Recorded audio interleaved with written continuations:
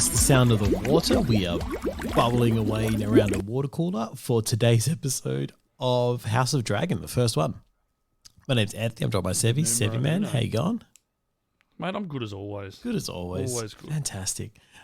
So this is the new Game of Thrones series spin-off from HBO. Lots of money been thrown at this one, obviously. And it's all set around the Fire and Blood books that kind of it's the Targaryen prequel, I guess. It's kind of how we're going there. Not the start of them, not the end. Sort of towards the end, isn't it? I think it is. We're seeing the fall of the Targaryens. Pretty much, yeah. We're seeing what kind of brought them down. Which I would have rather seen the beginning. Yeah. See, I would have liked to see that would have made for a better show when they left the Isles, because they left because their whole, like, everywhere they lived was surrounded by lava and sinking, essentially. Yeah. So that'd be cool. Yeah, 100%. And they're like, oh, we can just fly over there and conquer that place instead. Aegon the Conqueror.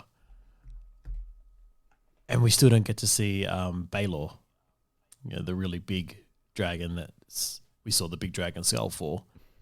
We saw the big skull. We saw his skull. We didn't get to see him alive, No. They're the things I was hoping for, but there are... What's this set, like 172 years before the birth of Daenerys? Yeah. I think is what Something where like it that, started. yeah. Obviously, it'll jump. We're going to get a time jump. Yeah, so we're getting little time jumps there. So I don't know if they're going to go only forward. I don't know if they're going to go back at all to show stuff that happened, because the books do. So this is kind of jumped in about halfway through the Targaryen's history. The episode is currently sitting at an 8.9. Which surprises me a little bit. I think that's a little steep. Little steep. A little high. Look, as far as production quality goes, with, probably CGI aside, all your sets looked awesome. Yeah, we'll put CGI far aside, I think, on that one. But it felt good to be like back in the world of Westeros. Yeah, you knew as soon as it started, you knew where you were. That said, you're like, okay, we're here. And then you had about a billion name drops to different houses, and I'm like, okay, the first couple were okay. I don't think we need to keep going. We know where we are. Yeah, the Baratheons and... Yeah, it's like, we know. We get it. We understand. We caught it the first 3 times. It's okay. Don't need to do it again. The jousting competition was cool, though. Seeing them all lined up. That was awesome. All the different ones, especially... So the start of the first ep, first ep, it's the only ep. It was very slow. Yeah, they've got a lot to... The first half, it was like very, very slow. I'm like, this is the difference. I didn't find the first episode of Game of Thrones slow. No, I was hooked from the first ep. Yeah. I would... If I didn't know what this was, and I watched that first ep, I was like, okay, it's not for me. See, I think like the difference between I would have turned it off halfway. I would have been like, oh, this is boring. Is they've got so many characters to introduce you to. But the first episode of Game of Thrones did it by having the Baratheon / Lannisters meet the Starks. Yeah. And in that moment, you got to meet, because you were seeing them meet each other through each other's eyes. Yeah, that's right. The Starks were getting explained who the Lannisters are. And Baratheon, etc. You get told that Ned and Robert have a history. You see all that happening, and you're like, okay, well, I see what's going on here. Yeah, this was just sort of name drop. Yeah. And then it's like, okay. But you weren't getting... And then flash, there they are, and it's like, who was who? I saw a flag. Yeah. But who was who? Like, is this going to be important? I don't know if it is. That's the hard thing with that, isn't it? So the main characters we need to really follow on this one are King Viserys, the first. Yep. Rhea, who is the young princess that Millie Alcock plays. Yep. And Alicent Hightower. So that was the daughter of the Hand, Otto Hightower. Yeah. they kind of... Oh, don't forget about Damon as well. Oh, Damon as well, of course, yeah. He's going to be a massive... I think he's going to be a bigger part than anyone in this show. I don't believe Matt Smith with a blonde wig. His voice is what got me. It's his face, like his facial structure, and then the long blonde wig. I'm like, it doesn't work. Yeah, it doesn't gel. His accent wasn't. If you know what I mean. His accent wasn't selling me. I was like, you don't belong here with that accent. I'm fine with his acting. But the way he looks is just... The acting was fine. The accent, when he spoke normally, I was like, oh, that does... Like, no one else here has that accent. Where'd you get that from? Like, for some reason, the... what's his name? Corliss. Mm. The big black dude with he looked cool. Blonde hair. He looked wicked. Like, that suits him. Yeah. But Matt Smith with it doesn't work. I don't know what it is. Everyone else with blonde hair looks fine. Yeah. Matt Smith doesn't work. Yeah. It just doesn't work. I don't understand what is in my head that it just doesn't work. I do have to say, though, while his accent when he was speaking English jarred me a little bit, I loved him speaking... oh, God, it's just gone. The Targaryen kind of speak, the dialect. You know, the old oh man, it's absolutely just lost me. But you know, when they speak their own, well, I'm not going to be able to help you with that. I've got no idea. They speak their own language essentially. I thought you're more of a Game of Thrones connoisseur than I am. Yeah, but I loved his dialect when you're speaking it. It was awesome. Did you watch when Game of Thrones came out? Did you watch it from the start? No, I got on about season 4. That's me too. Yeah. Season 4 was just about to start, and I was off work, and I decided, you know what, I'll just watch. I was bored, and I'll just watch. Yeah, pretty much. So I'll give it the 3-episode treatment. Yeah, and then bam, I was hooked from the first one. Like, this is amazing. I had a lot of people telling me to watch it, and I was like, I don't know if I can really get into something like this. It wasn't really my. But the funny thing with it was, I then watched up to waiting for season 4. And the missus had seen me watching it. She's like, what's this? And then I started watching it. And I showed her some bits. She's like, I need to watch this. So we went back and rewatched the whole lot again. Well, that's like and started it again. My missus told me to watch it. And she'd watched, I think, the first 2 seasons. And stopped for whatever reason. And then I'd wrecked my knee. So done my ACL. So I was off work for a little bit. So I just started smashing Game of Thrones because all I could do was sit on the couch. Yeah. And then same thing. So it was right before season 4 started. I was like, I'll give it a go. I was like, this is really good. She's like, yeah, I told you. And then like I kind of went further than her. And I was like, it's still good. So then I had to wait for her to watch it. And I was like, okay, well, now we're going this. And then literally finished, I think, the week season 4 dropped. Which, yeah. And then while waiting for, I think, season 5 or 6, I went and read the books. Oh, nice. And then went a bit deeper into it there. Which, you know... Yeah, that is something I will never do. We may never do it because he may never actually finish writing these books.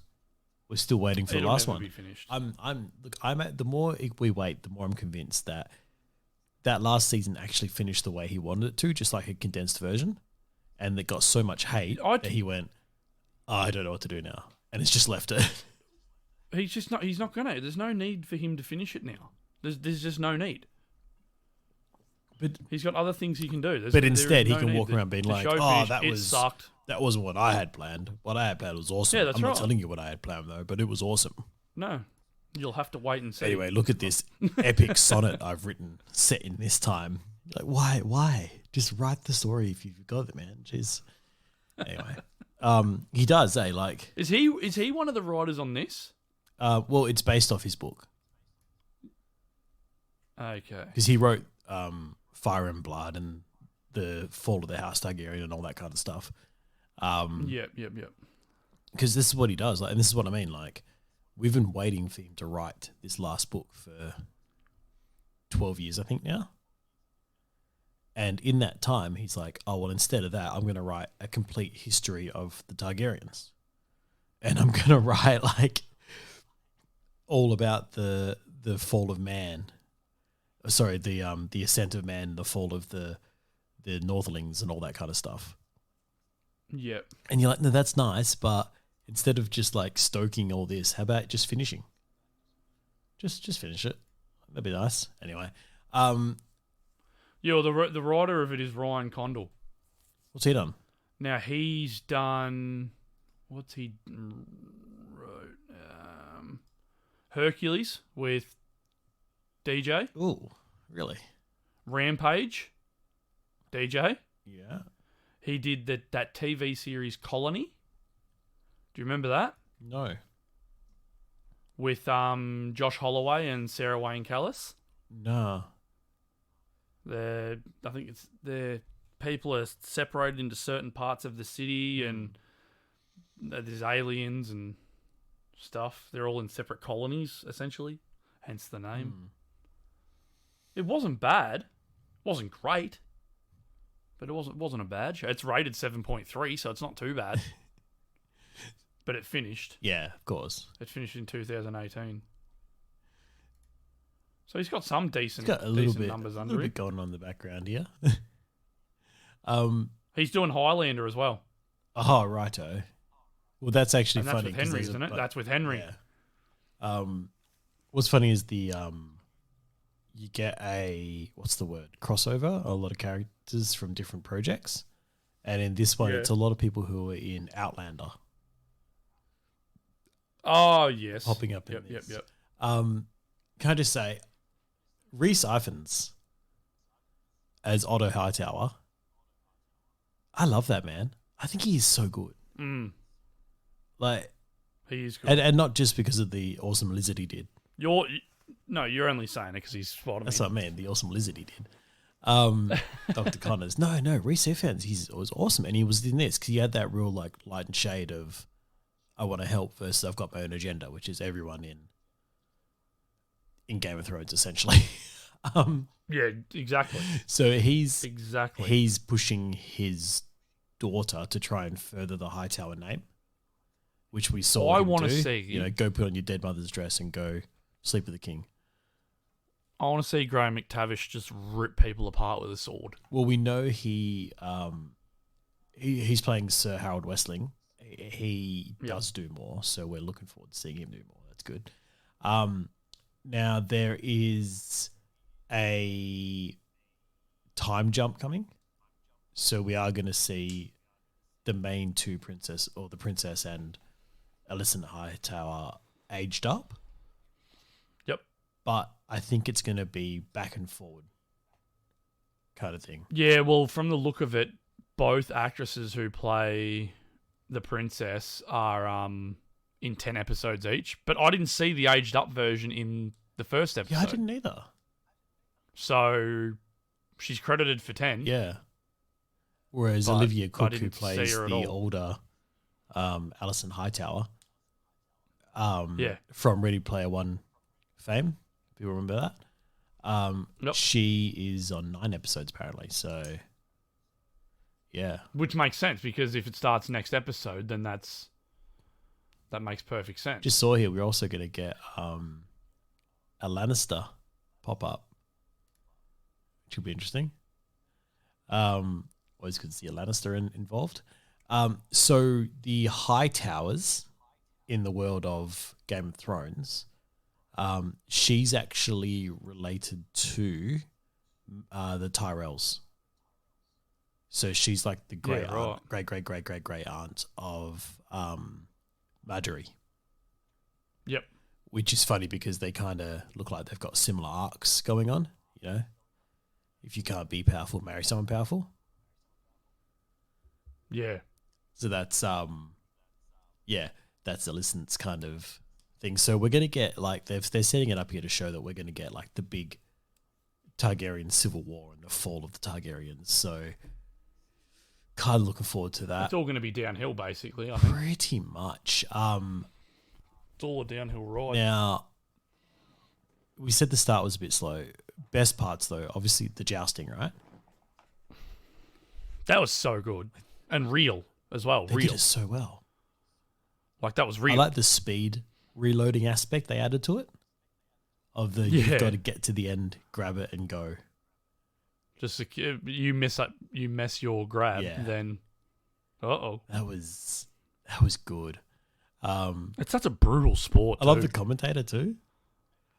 Just Like, brutal. is that like a wrestling commentator when Damon gets knocked out? Oh, and Damon has taken it to the mat. He wants vengeance. I was like, and then just rips his sword out like, ta-da! yeah. He is not done with him yet. That was brilliant.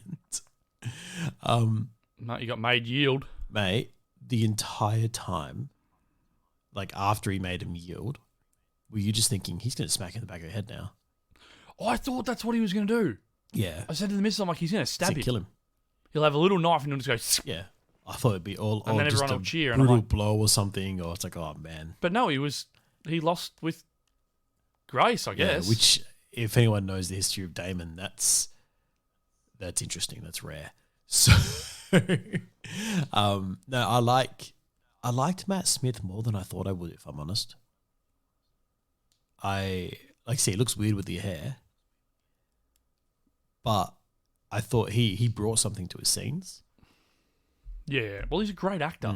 Like, he really is. He's a great actor. And same with Paddy Considine. Very, very good. Who plays King Viserys. You could see he had the weight of the world on his shoulders. Yeah. Like, yeah. even yeah. like every scene he was in. It's like, are you going through stuff in real life? Yeah, Or... that's what I mean. Like every scene he's hunched and it's getting to him. And like the portrayal of that, I thought, oh man, that is awesome.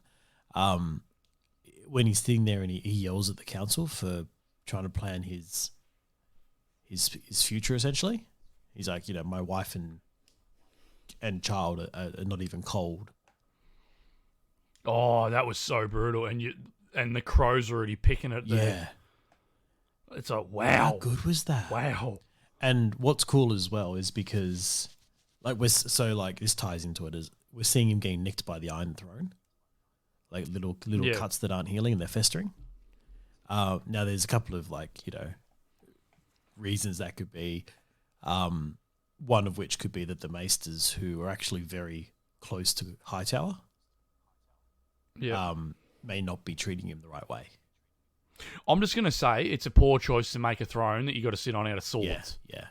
That's very But silly. they were. Like, poor design. You gotta remember, Take it back to the it drawing was all board. symbolic though. So it was all the swords that were surrendered to King Aegon when he first Cool. took Make a over. statue out of it. Don't make a chair. Yeah, Dumb pretty idea. much. You're very sharp. But Very, very the other sharp. idea is that you're supposed to be steady and in control and confident to be able to sit on that chair. Like a bed of nails. That's what I mean. So essentially, if you're confident with your decisions and you're a strong leader, you don't get cut on that chair because you don't fidget, you don't move. You sit there and you know what you're doing. I'd be screwed. I fidget all the You'd time. be I'm done. laying back. I can't sit still for longer than 5 seconds. Like, my ass would be so cut Yeah. up. There's just blood everywhere. I'm dead. Mine would be like, my hands. I'd be as soon like as I sit on picking dead. at stuff. Like, oh no, I shouldn't touch that. I've touched that 4 I'll times. forget now. where I'm sitting and move my arm really quick, and then now I've got a gash on my arm. It's like, oh You'll no. drop something and reach for it really fast and be like, oh no. Oh, help. Yeah. It's game over for me, literally. It's like Game of Thrones. It's You've game lost over. the Game of Thrones. But what that's kind of showing us as well is that Viserys maybe isn't a strong leader that Westeros needs. How dare you? How dare you? How dare you? I know. But that's the thing, and unfortunately that's Viserys summed up, is that he's a peaceful king. He doesn't want conflict. And he does everything he can to avoid it. He needs to be a Stark. Yeah. Have you noticed that they just basically, they're just winter is coming. Yeah. Winter's coming again. It's always coming. Winter's always coming. Winter finally came, it was for like a year and it was the worst Like, season. it's like, are you legit just rehashing the same story that we've already seen before? The Song of Ice. Fire and Ice. Fire and Ice. Ire, yeah. Iron Is Ice. obviously the series we watched. And they gave us that little thing of a Targaryen needs to be on the throne when that happens to unite men. Are we going to see White Walkers? I don't know. I I kind of hope so. In this, like, is it any big threat? Like, that's what I want to know. Is there a big threat in this? Because if there's no threat, I'm probably not going to watch it. Because why would I? Yeah, it's the boring. threat is more that it's a civil war. So this is going to be more, I think, political intrigue kind of thing. Who can you trust? So it's just dragons fight dragons. When it gets to the big stuff, probably. But right now, it's more who's plotting against who's all that kind of stuff, you know? What's everyone's motives, all that kind of stuff. Because, well, I mean, all right, so it's not really spoiling anything because that's the whole idea of the show. I think it's that Alison Hightower is going to, we saw her get pushed towards Kings of Viserys, so they marry. And she produces a male heir for him. And everyone believes, or half of the kingdom believes, that male heir has more right to the throne than Princess Rhaenyra. Yeah, right. Who he, legitimized and said, she is my heir. But the bloodlines obviously mean that this child has more of a... So it's like Stannis. Stannis' bloodline meant that he had more of a right to the throne than Joffrey. Yeah, right. But it's like, kind of the other way around. So, that's kind of where we're at. So it's kind of that same thing. It's Stannis versus Joffrey. But this is Princess Rhaenyra versus, it'll be Viserys' son, which I think is Viserys too? No. Aegon, I think. Aegon. Anyway, we're going to find out. And then that kind of splits all the like Targaryens, but also the kingdom into half following one, half following the other. So that's where we're heading. Nice. I think that'll probably wrap it up. Well, we don't know. We hope. I mean, that's where the book went, happens, But so like I said, we've got Olivia Cook and Emma Darcy coming to age up and hopefully go to Alcock. I'm sorry, I was really excited to see Millie Alcock because she was in an Australian show with Tim Minchin called Upright, and she was very good. And I thought, she's a great actress. It's gonna be good. I didn't think she was as good in this, and that I don't know. I was like, that's a bit annoying, but hopefully her grown up is a bit better. Her grown self. I'm sure we shall find out. Actually, we talked about something beforehand that I did want to touch on here. The cesarean scene. My God, that was brutal. Like, that was almost hard to watch. Brutal. It wasn't great, was it? My partner couldn't watch it. She was like, "No, I can't do this." So she kind of... Why not? Well, I don't know. Maybe she's been through childbirth. Who knows? Just get into it. I mean... It's not real. It's TV. I tried to tell her, I'm like, look, I just saw a guy's penis get cut off. I have a penis. That's right. I still watched it with joy. I mean, knowing that it wasn't my penis getting cut off. Jeez, it's hard to watch. And some of those scenes were, but I did like the juxtaposition between the cesarean and the jousting. And they kept cutting between them, being like, this is the man's battlefield and this is a woman's battlefield. They're both deadly in this world kind of thing. It was a cool little interplay there. I thought that was, whoever directed this, that was directed really well. But anyway, episode 2 comes out Sunday there, Monday here. I think Monday morning it's for us. 20, is it tomorrow? Monday morning for us. Monday morning, yeah. I think it's Sunday night for them. I don't mind having something on a Monday. It's gonna. Well, we got nothing on a Monday, so that's good. What I mean. It gives you something at the start of the week because, like, when everything drops on Wednesday, like, oh man, you start the week off and then hopefully it gets better from there. We'll see how it goes. All right, cheers, join us, guys. That's it. Thanks, guys. Bye. Bye.